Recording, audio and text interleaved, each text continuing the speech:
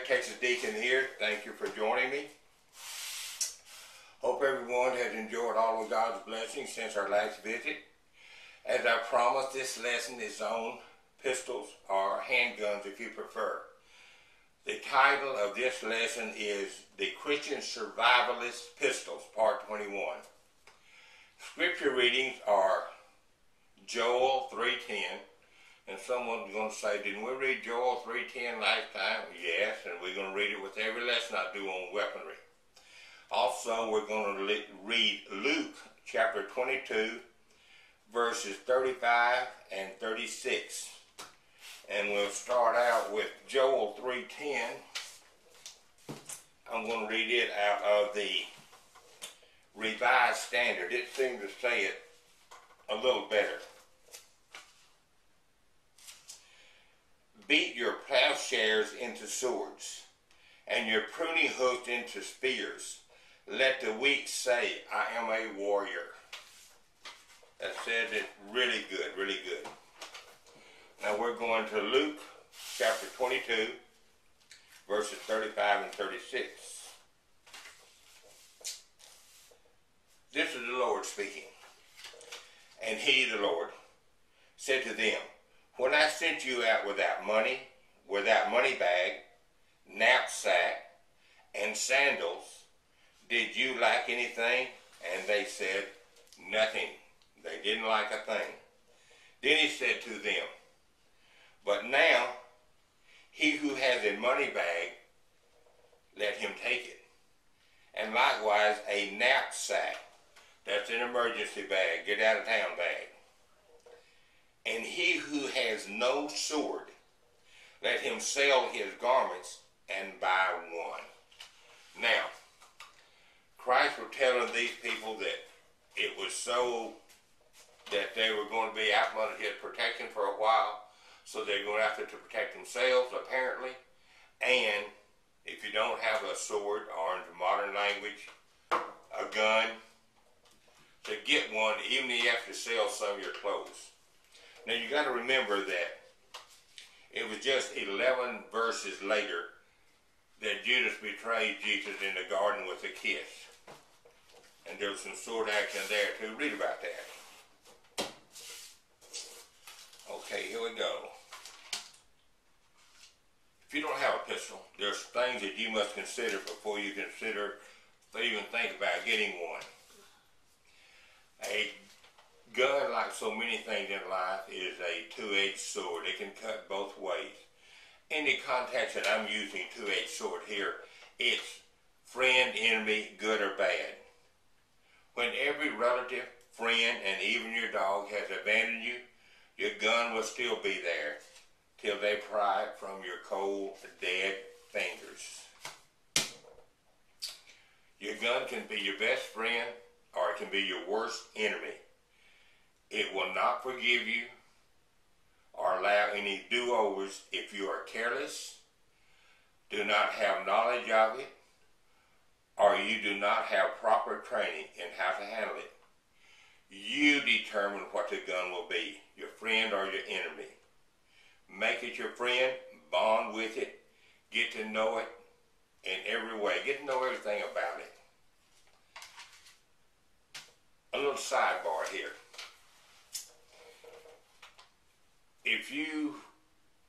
Most of us have never had to confront anybody with a gun, and we're not really sure what we will do until we do that. If it comes right down to it and you don't have the ability to shoot another individual, never turn over a loaded weapon to them. You empty that weapon into the ground between you and that individual. Let them have an empty gun is all you're going to give them. Okay, we said this would be on guns. Where do we start? Oh, I suppose start with the small guns. This happens to be the deaconess's bra gun. That's where she carries it. And when she does her lessons, you notice it's laying here, not mine. Check her out. This fires a 22 Magnum, or 22 long rifle. It has dual cylinders, and has a lot of knockdown power. Originally,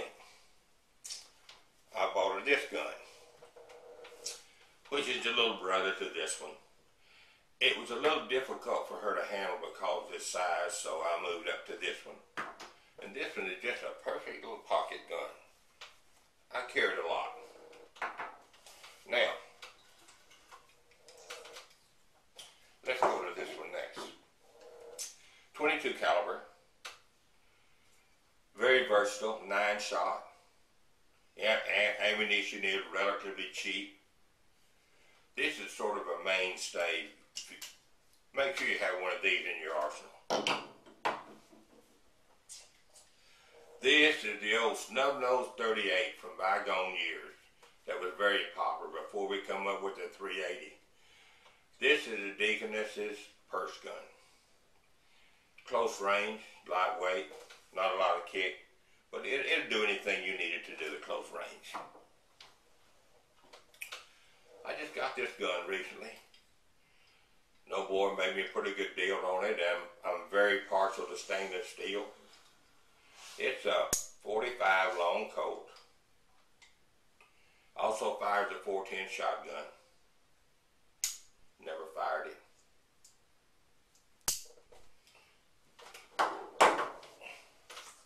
Let's see what else we have around here. Okay. 357 Magnum. Big dog. A lot of knockdown power.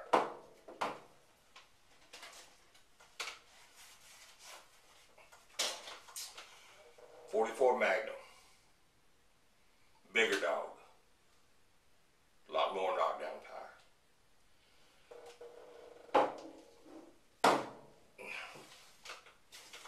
Now, see what we have in here. As if I didn't know. Okay. Thompson Contender. This one chambered for the 30-30 round, same as the rifle. Has a lot of range and a lot of whatever you want it to do, it will do it.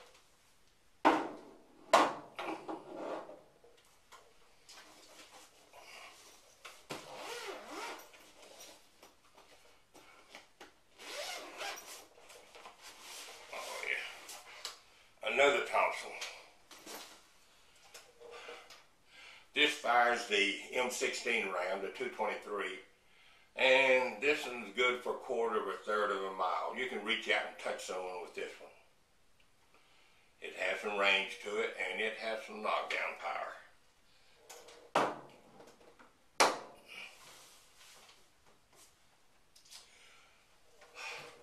You notice these are all single shots, revolvers. No automatics. I'm just not into automatics. The automatics jam. They're hard to keep clean. But I borrowed one from a friend. This is what he sent over. And show you some automatics. And yeah. Although he assured me it was not loaded and I trust him, you always consider a gun as being loaded. And the first thing you do is check the clip. Okay. What happened there? The barrel flipped up. I've never seen that before. Huh.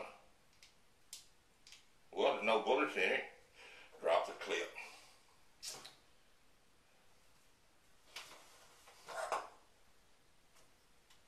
Okay, right down here at the bottom is a button. That must be it.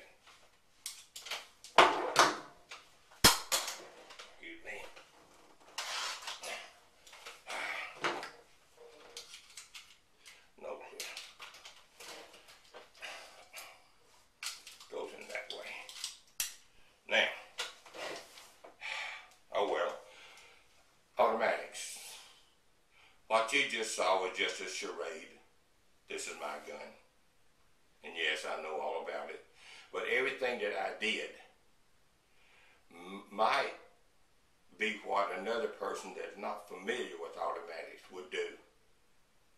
Whereas with a revolver, you pick it up, I can look right there into the chambers and tell you where it's loaded or not. I don't have to take it apart. I don't have to pull a clip. But I do have some automatics now. Good old Smith & Wesson 9mm. Yes. The Deaconess had one just like it. Match pair.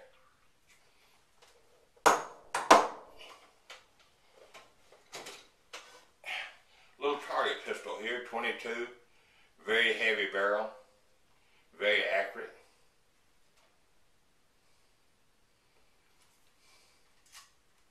Love to shoot it.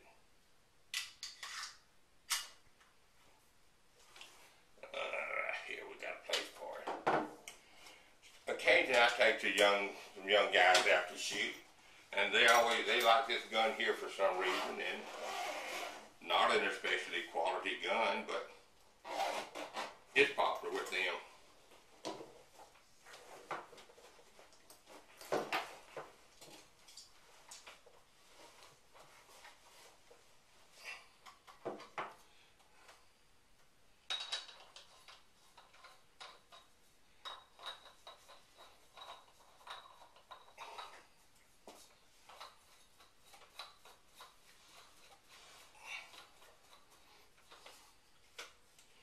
And a lot of ammo. There it goes. They like to shoot it. I guess they've seen too many movies. Bang, bang, bang, bang, bang.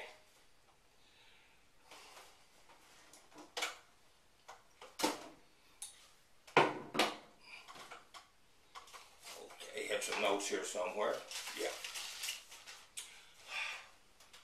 Well, that is will familiarize you a little bit with guns and pistols. Not much, but you can't do with so much in a short period of time. If you get a gun, never sleep with the gun close to the bed. Some years ago, I read a story where some psychologist or psychiatrist had noticed a trend or a couple of things that bothered him. It seems that he started investigating, and then he found more cases where usually men committed suicide while at night in the bed, people that had no reason to die that anybody knew of, had no problem, but they all kept guns close to the bed. So they had a little seminar, and they couldn't come up with an exact answer because it was impossible. But they come to the decision that perhaps they were having a dream, and in the dream they were shooting the bad guy. Do not buy a gun from anyone that requires you to sign for it. Don't give the government a documented statement signed by you saying you own a gun. Get yourself the right gun. Get to know it personally. Secure it from children. Take care of it as if your life and the life of everyone you love depended on it. Pray to God you never have to use it. May God continue to bless America. May God continue to bless the Republic of Texas. And may God continue to bless you and yours.